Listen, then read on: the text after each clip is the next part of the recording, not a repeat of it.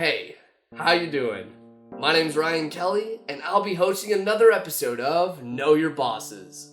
Know Your Bosses, if you're not aware, is a show where I'll review some of the most classic bosses to the lesser known ones. I'll be ranking them based off their difficulty, creativity, appearance, and fighting style. In the end, the boss will get a ranking from 1, avoid the fight, to 10, pursue the fight. So now that I've gone over the rules, we can talk about the boss we'll be fighting today. Today I'm going to be analyzing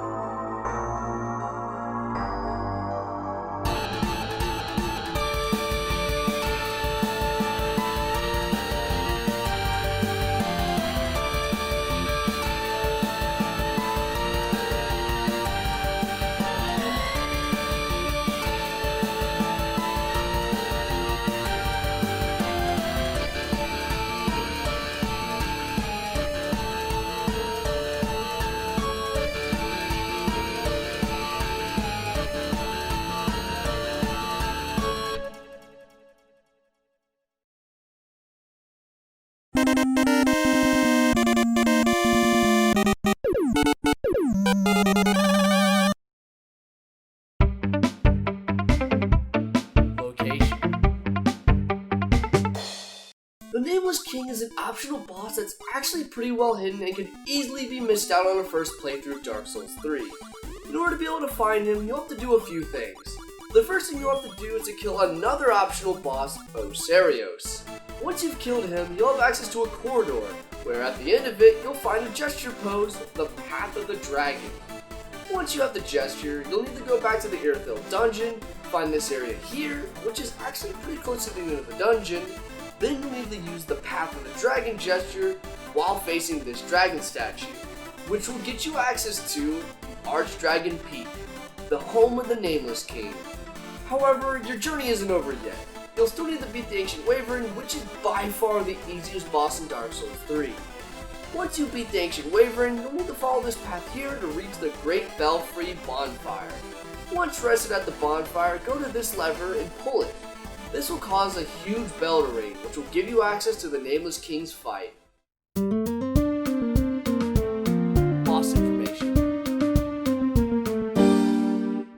Normally for this section, I would go over interesting facts and developmental things about each boss that I cover on Know Your Bosses.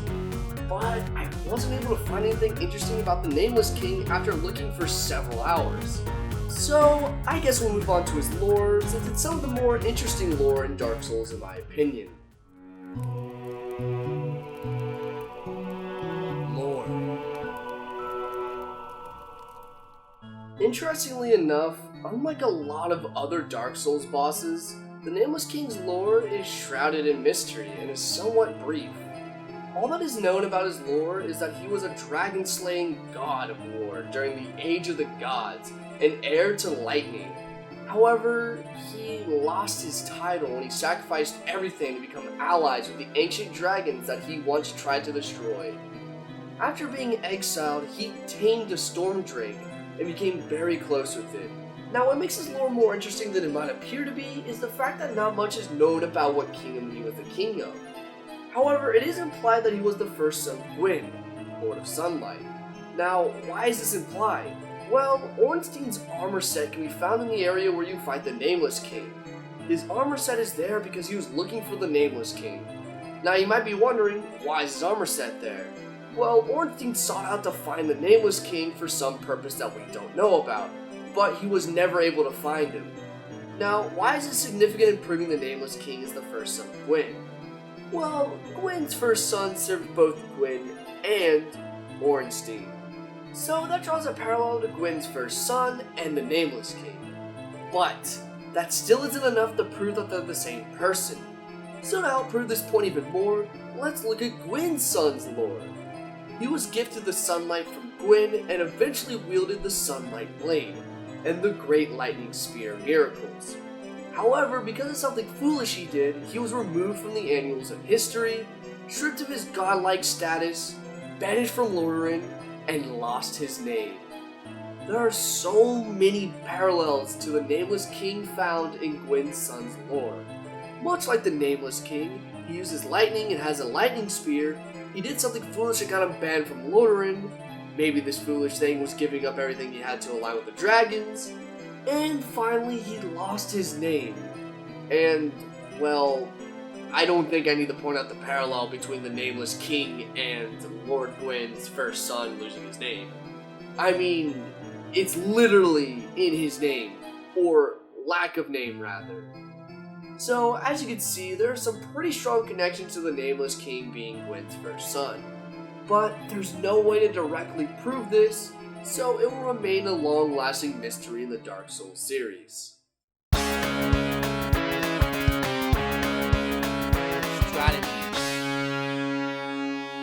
Before beginning your fight with the Nameless King, there are a few things you should keep in mind.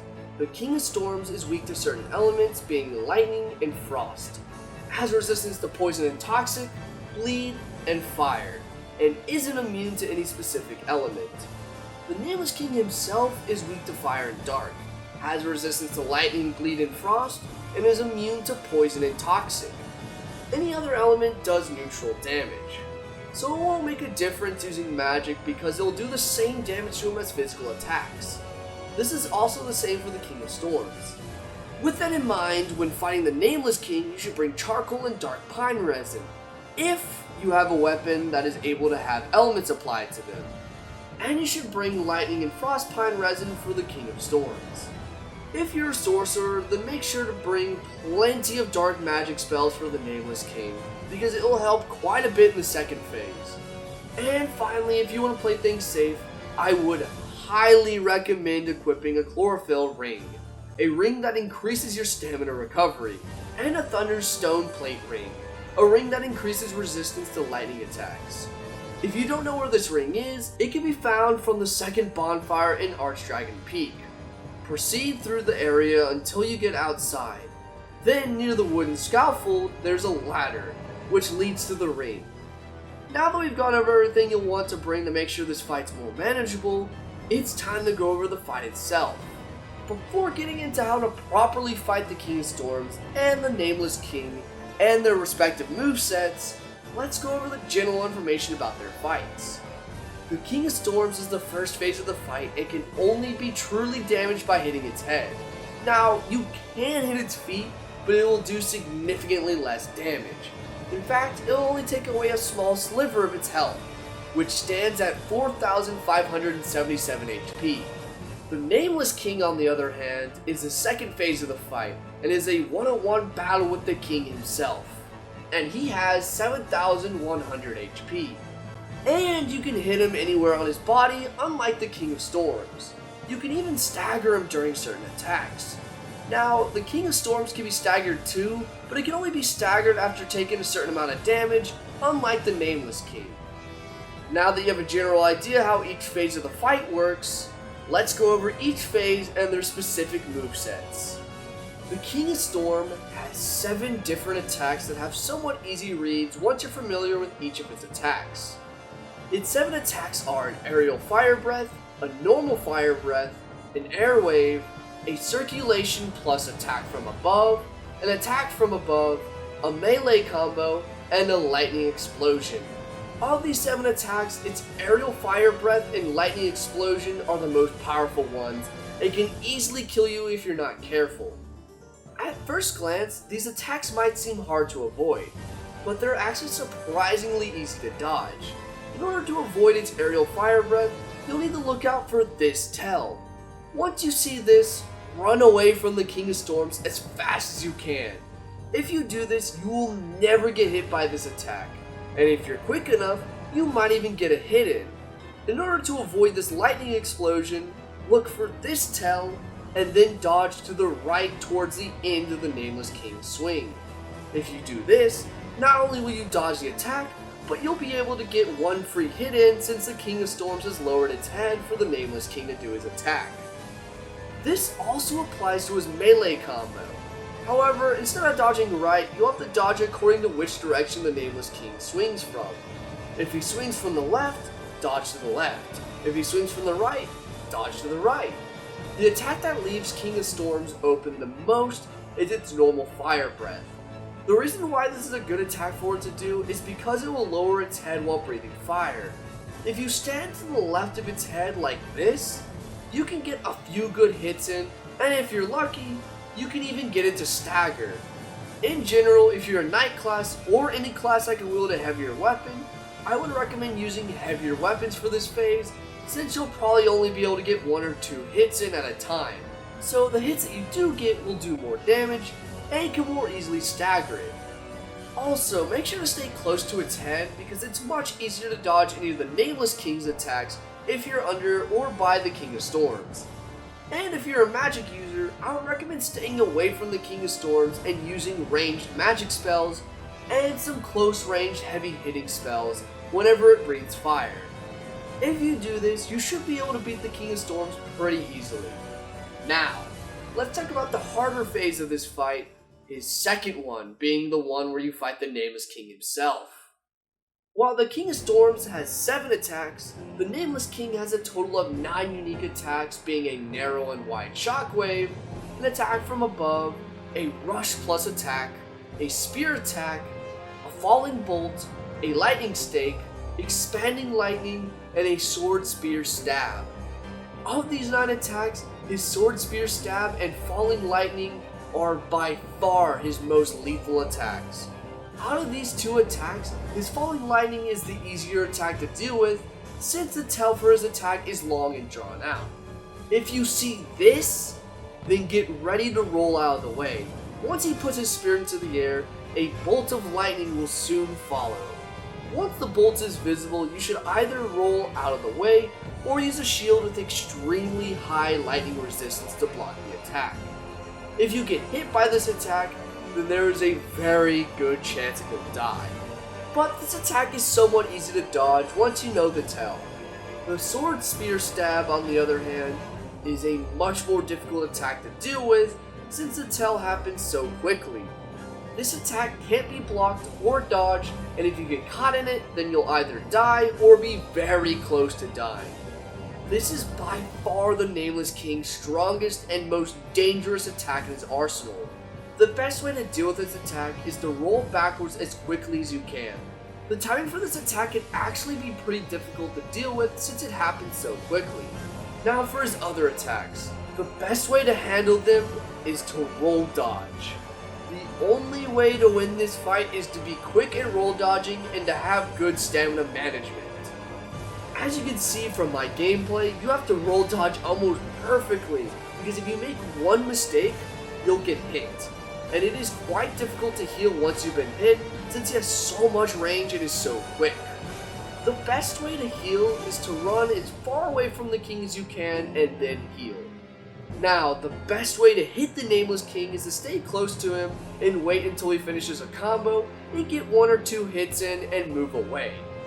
This works for most of his attacks and is a reliable way to consistently hit the king. Once you get the Nameless King's health down to the half mark, he'll do this charge up. Once he does this, you can either take time to heal or run up to him and get as many hits in as you can, because this is the attack that you can stagger the king somewhat easily with if you get enough hits in. This helps a lot with draining his health bar because of how much damage hitting him after staggering does. So I would highly recommend attacking him whenever he does his attack. So, if you do everything I said to do and carefully watch all of his attacks, you'll be able to kill the king. God, I hope someone gets that reference.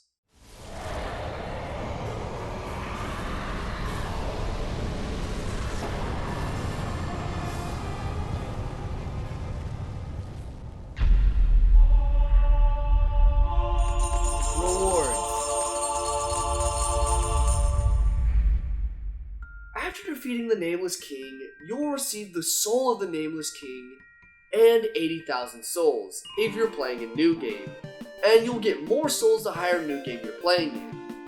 If you decide to use the soul of the Nameless King, you'll have access to 3 different weapons. You can either get the Storm Curved, the Dragon Slayer Sword Spear, or the Lightning Storm Spell. Of course, all 3 choices are great, but it depends on what kind of build you have, so make sure you choose wisely.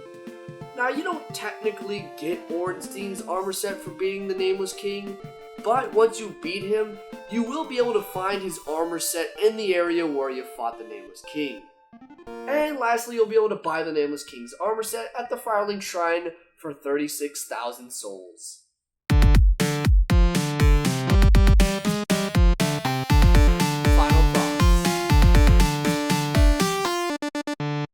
For my final thoughts, I'll be focusing on how the boss's gameplay, design, difficulty, enjoyability, atmosphere, and creativity affect whether I believe the boss in question is good or not. With that in mind, let's talk about my opinions on the Nameless King. The Nameless King is one of the most infamous bosses in Dark Souls 3 for being absurdly difficult and being a true test of skill to conquer.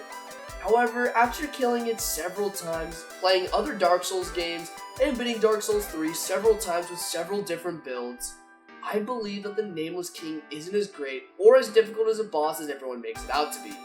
Now, I will admit that the Nameless King has some of the most enjoyable gameplay out of any boss in Dark Souls 3. It is one of the more intense fights in the game due to its overall eerie atmosphere, how quickly you have to react to some of his attacks, and because how quickly he can kill you if you're not careful. This fight has some really fun gameplay because of how precise you have to be when being defensive. You have to be able to perfectly read the Nameless King so you can dodge all of his attacks and then find an opening to hit him. This fight is difficult for so many people because of how quick his attacks are and because of how often he attacks when compared to other bosses. And finally, because this boss requires you to be able to read all of his attacks almost perfectly. Of course, the whole point of Dark Souls bosses are to keep losing to them multiple times until you know them inside and out. Hell, you can argue that's the point of most bosses. But what makes the Nameless King different is the fact that to even get to the Nameless King's difficult fight is hard in itself, because you have to beat an already difficult first phase to even get the chance to learn how to read the Nameless King. This is actually pretty awesome, and the overall atmosphere helps make this fight even more enjoyable. The music has a royal sound to it that makes the player realize that this fight is not going to be easy, and that this boss has significance somehow because of how powerful his theme is. It's intense and fast-paced, much like this fight, and the area adds to the effects that this fight is unlike any other fight so far because the whole castle is covered in a deep fog, and all the color has been sucked out of this otherwise beautiful area of the game, as you figure out after killing the Nameless King. This fight has everything to make a great Dark Souls boss. However, there is something that kind of ruins the Nameless King experience. The King of Storms. I can't even begin to tell you how awful this part of the fight is. As I mentioned earlier in this video, the only way to do damage to the King of Storms is by hitting his head. Now, I understand why they did this. They did it so you'd have to carefully plan each attack and hit it only when it's low enough to be hit. Now, this would be perfectly fine if the game wasn't so awful during this part of the fight. For whatever reason, the camera in this fight is by far the worst part about it. It is so janky. It is nearly impossible to stay locked onto the King of Storms and still see him. The camera will get caught on walls because of how much space it takes up, which makes keeping track of it that much harder. And this isn't even a problem in the second phase of the fight because the Nameless King is actually normal size, so the camera works perfectly fine. Also, it doesn't help that sometimes when I try to lock onto the King of Storms, it will lock onto the Nameless King since he's so close to the King of Storms. I wish that the King of Storms wasn't a part of this fight, because if it wasn't, this fight would be so much better. So, with all this in mind, my final score for the Nameless King is a 6 out of 10. The Nameless King alone is a great fight that would have definitely gotten a much higher rank alone. But, because the King of Storms is a part of the fight, and you pretty much have to master this broken fight. It ruins, or rather, greatly takes away from the enjoyability of fighting the Nameless King. Considering that this is the first episode of the 3rd season of Know Your Bosses, the Nameless King is obviously going to be my favorite boss of Season 3. Now, whether this changes or not depends on what bosses I review. Considering that I already have the first 5 episodes written by this point, I already know where the Nameless King will stand, but obviously I am not going to tell y'all whether or not the Nameless King changes in place. I will say this though, I can definitely see the Nameless King staying towards the top of my list for quite some time. So, what are your opinions about the Nameless King? Do you think it deserves a higher or lower ranking? Let me know in the comments below if you enjoyed this video or not. Also, make sure to click the like button if you like this episode, and hit that subscribe button if you're interested in seeing more content from this channel. Anyway, thanks for watching, my name is Ryan Kelly, and I'll see you in the next episode of Know Your Bosses.